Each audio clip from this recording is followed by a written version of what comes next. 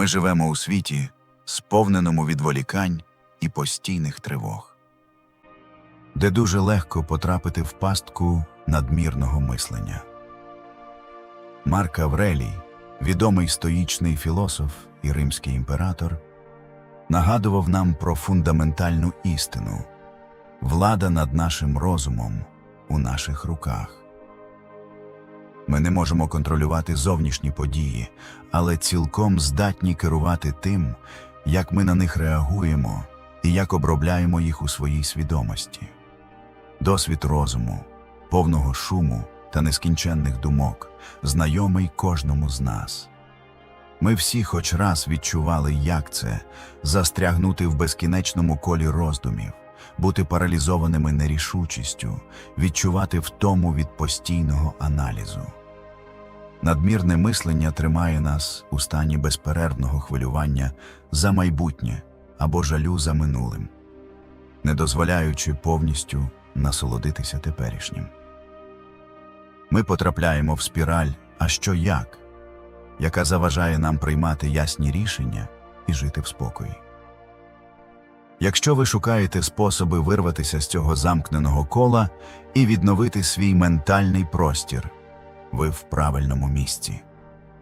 Дорогі глядачі, підписуйтесь на наш YouTube та Telegram-канал і приєднуйтесь до спільноти тих, хто прагне жити усвідомлено та збалансовано. А тепер почнемо. Перше. Змініть свою перспективу на вдячність. Наш розум часто вводить нас в оману. Він веде нас у лабіринт надмірного аналізу. Чого нам бракує, що може піти не так, або чого ми ще не досягли. Це нескінченне коло, яке виснажує і залишає нас незадоволеними. Дуже часто надмірне мислення виникає через зосередженість на негативі або на тому, що ще не сталося. Воно затьмарює всі добрі речі, які вже є в нашому житті. Сенека колись сказав: «Справжнє щастя – це насолода теперішнім без тривожного очікування майбутнього». Ця стоїчна мудрість закликає нас змінити свою перспективу. Від браку до достатку, від надмірного аналізу до вдячності. Йдеться про вміння помічати цінність теперішнього моменту і всі ті благословення, які ми часто ігноруємо, коли заклопотані тим, що ще попереду. Практика вдячності витягує нас із глибоких ментальних проваль і міцно ставить на землю теперішнього, там, де життя і справді відбувається. Щоб почати, щодня визначайте 3 речі, за які ви вдячні. Вони не мають бути грандіозними, тільки щирими. Це може бути смачна чашка кави, улюблений светр або повідомлення від друга. Ця проста вправа поступово відводить вашу увагу від циклу надмірного аналізу до усвідомлення цінності того, що вже є.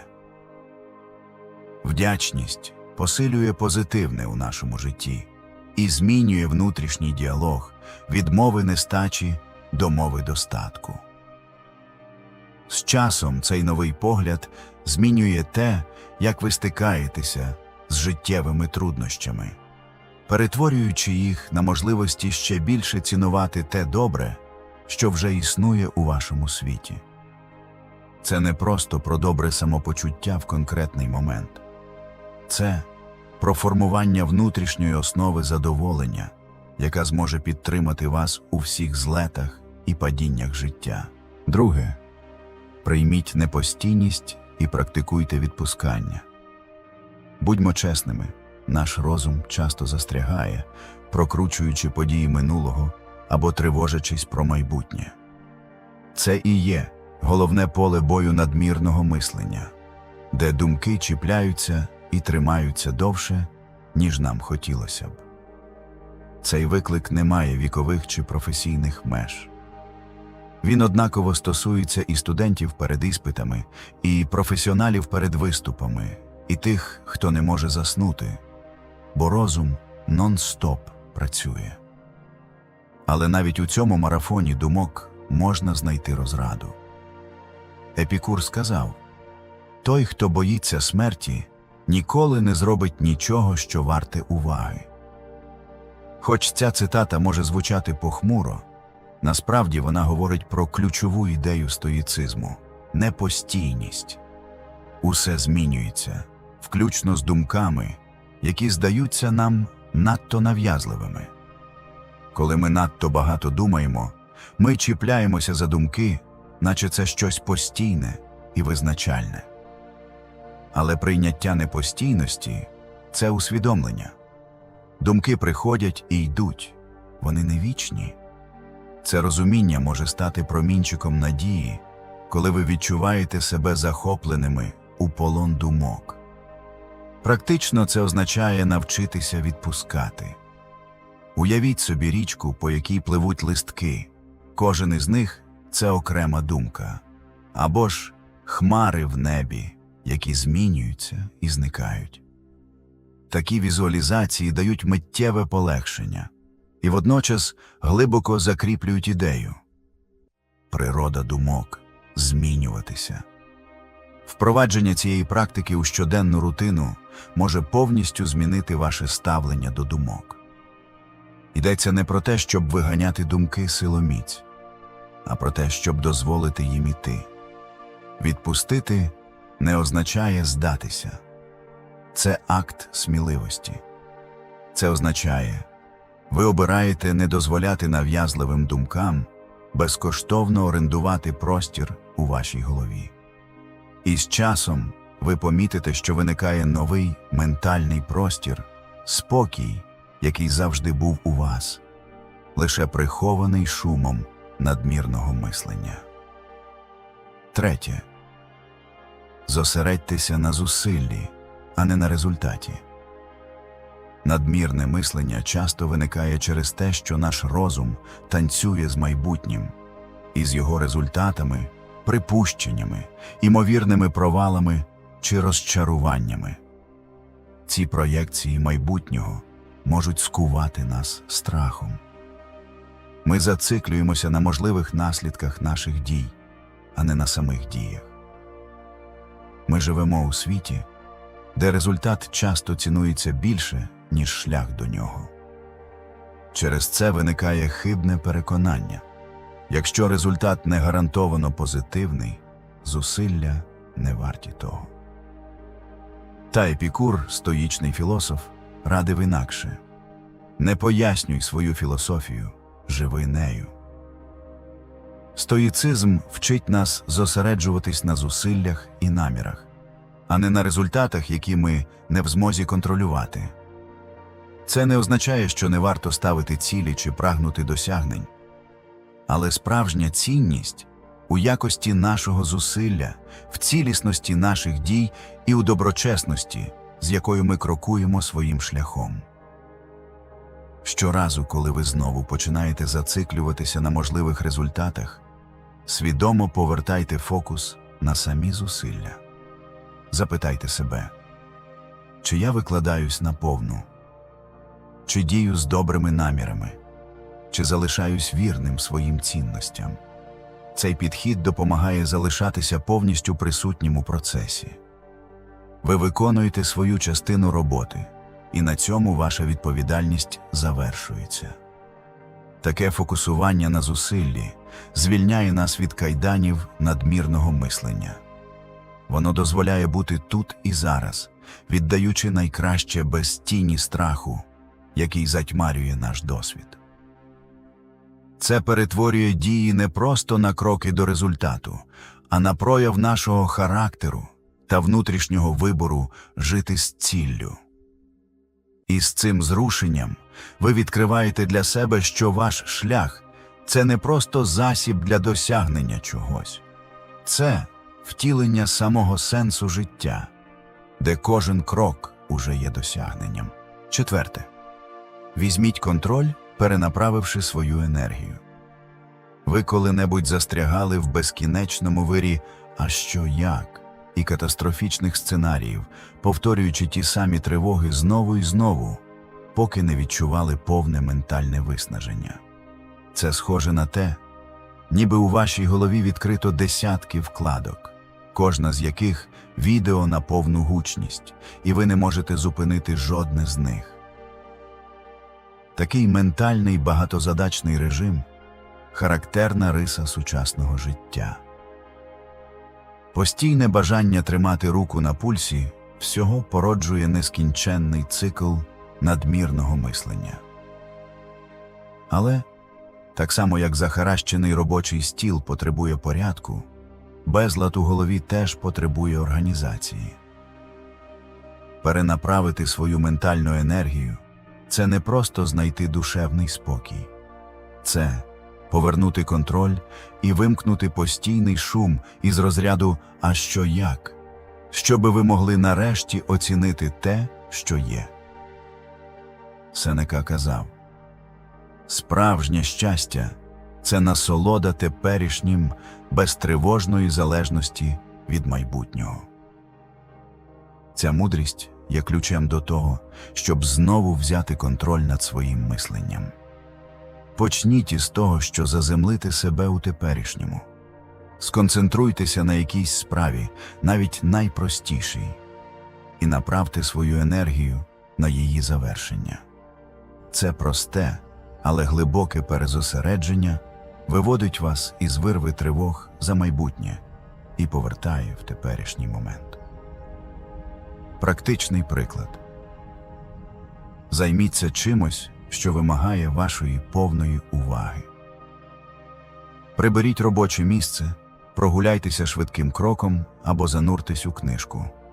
Ці дії вимагають присутності тут і тепер, не вчора, не завтра.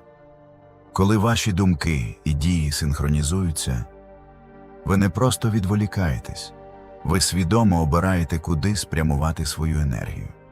Стоїцизм не про те, щоб придушувати думки. Він про те, щоб ними керувати.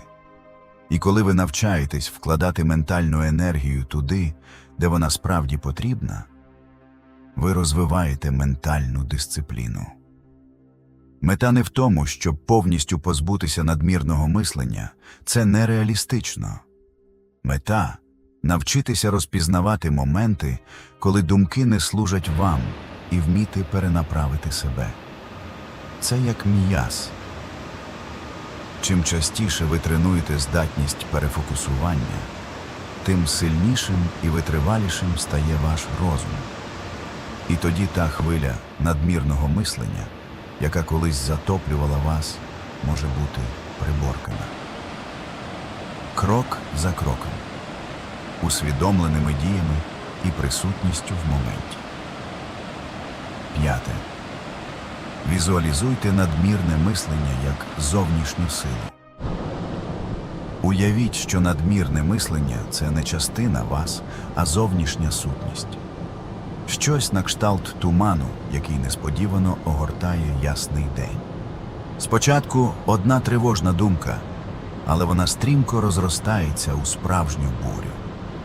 У сучасному світі нас безперервно закидають інформацією, мов градом у шторм. Наші розуми сповнюються запитань: а що далі? А якби я? Марк Аврелій колись сказав: «Щастя твого життя залежить від якості твоїх думок».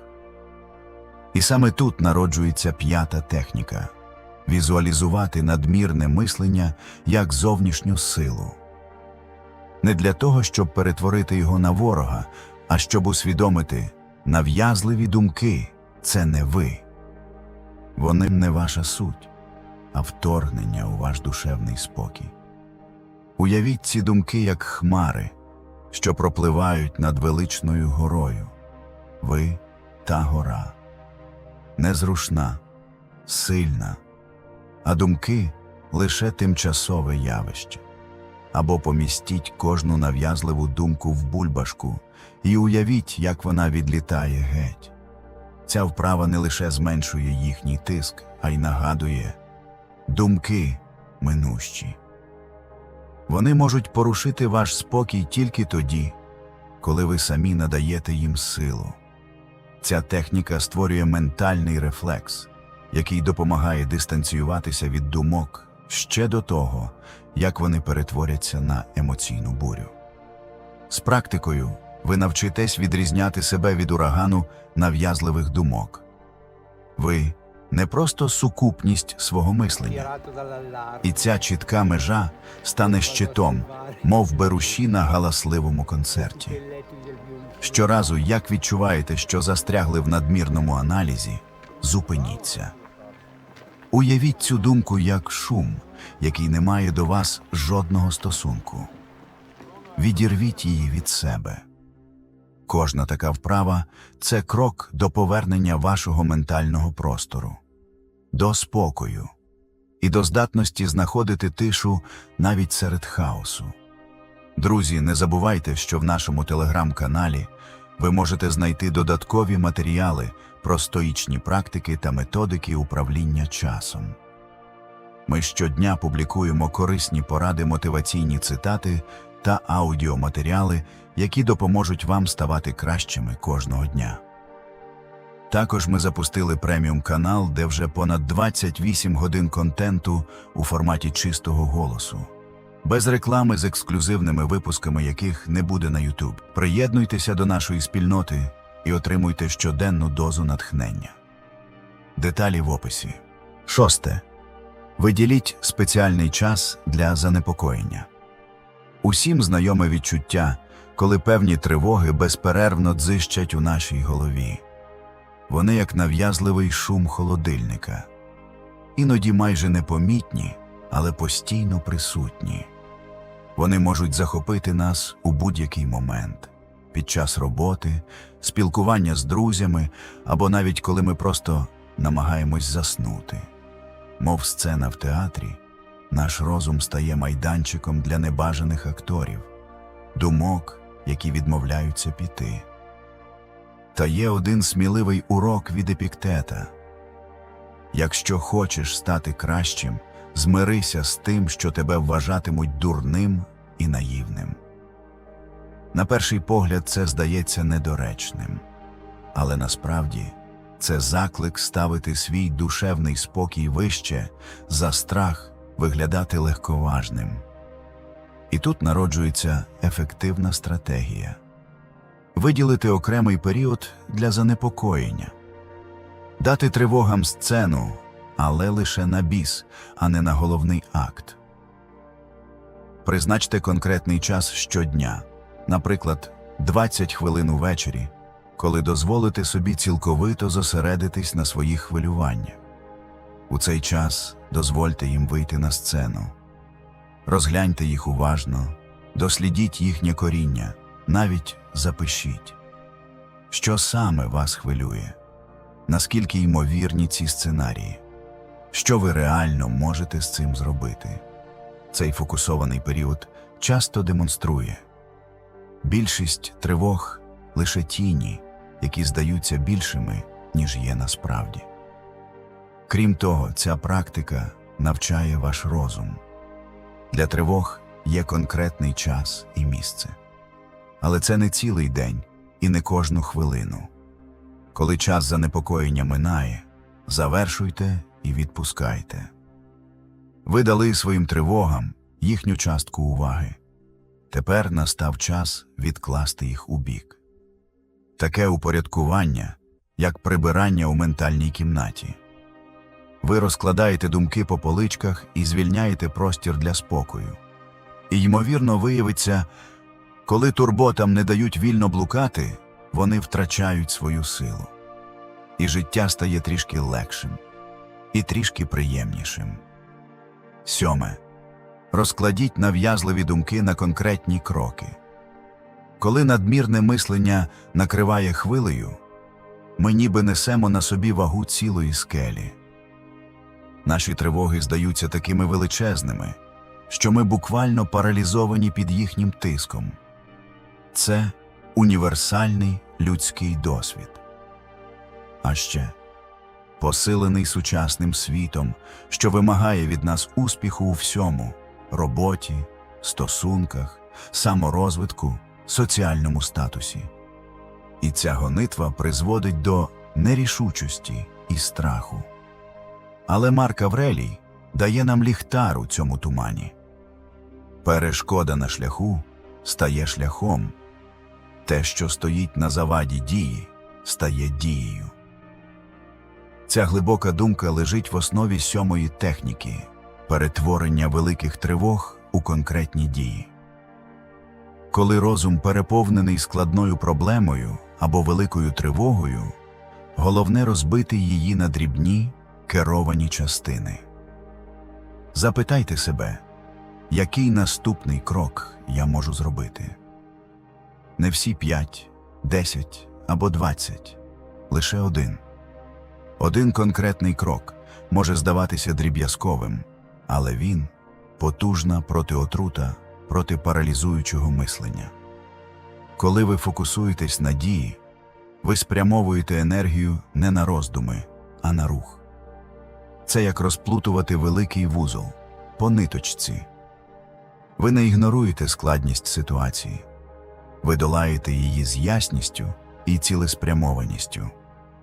Краса цього методу в простоті і ефективності. Кожен маленький крок створює імпульс. І згодом, озирнувшись, ви побачите, що та велика скеля стала жменькою камінців. Ви вже пройшли значну відстань, крок за кроком. Цей підхід навчає терпінню, витривалості та довірі до себе. Те, що здавалося нездоланним, поступово відходить. А надмірне мислення перетворюється на ясність і відчуття досягнення. 8. Шукайте мудрість поза межами себе. Коли ми потрапляємо в пастку надмірного мислення, наш розум стає заплутаним лабіринтом. І що більше ми намагаємось знайти вихід, то глибше застрягаємо в нескінченному колі сумнівів і повторень. Ми намагаємось скласти головоломку, де нові елементи тільки додають плутанини. Це і є суть надмірного мислення – замкнене коло, яке починається і закінчується всередині нашої голови, часто без будь-якого результату. Та Сенека, знаний мудрець-стоїк, залишив нам цінну пораду. Радься з другом у всьому, особливо в тих питаннях, що стосуються тебе самого. Бо його порада може бути об'єктивнішою, коли твоє самолюбство заважає тобі бачити ясно. Ці прості слова містять глибоку істину. Звернення до зовнішньої мудрості здатне розірвати замкнене коло роздумів.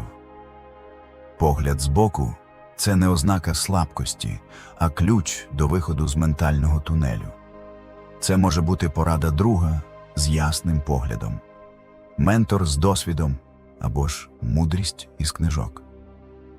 У сучасному світі важливо свідомо звертатись до людей, яким ви довіряєте та яких поважаєте. Це може бути близький друг або фахівець, здатний спрямувати вас у потрібному напрямку. Ділитися своїми думками з іншими – це не лише спосіб отримати зворотний зв'язок.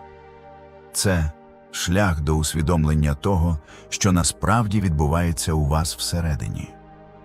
Бо сам процес озвучення вже допомагає структурувати те, що здавалось хаотичним. Цей підхід не просто допомагає знайти рішення, він нагадує – людський зв'язок безцінний. Коли ми ділимося тягарем з іншими, він стає легшим. Це не ознака слабкості, це визнання нашої колективної сили як соціальних істот. Нехай мудрість інших стане світлом, що виведе вас з тіні надмірного мислення.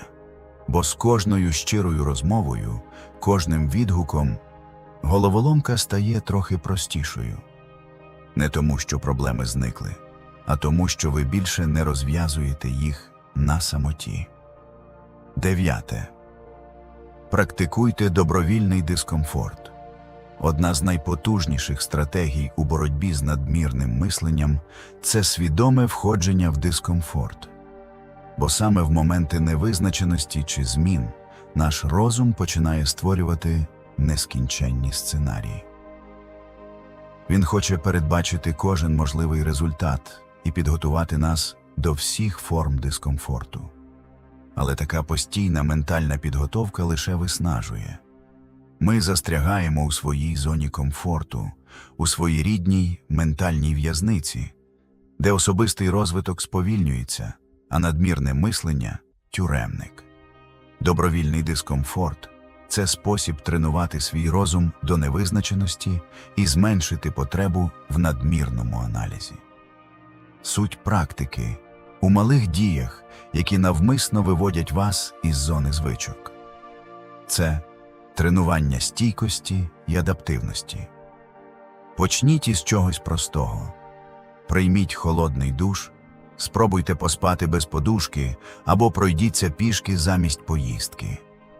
Робіть те, що порушує вашу рутину, і залишайтесь у цьому відчутті, не засуджуючи себе. Головне усвідомити – ви не караєте себе. Ви доводите собі, що дискомфорт не такий страшний, яким його малює ваш надто аналітичний розум. Добровільний дискомфорт має парадоксальний ефект. З часом невідоме стає знайомим, а розум заспокоюється.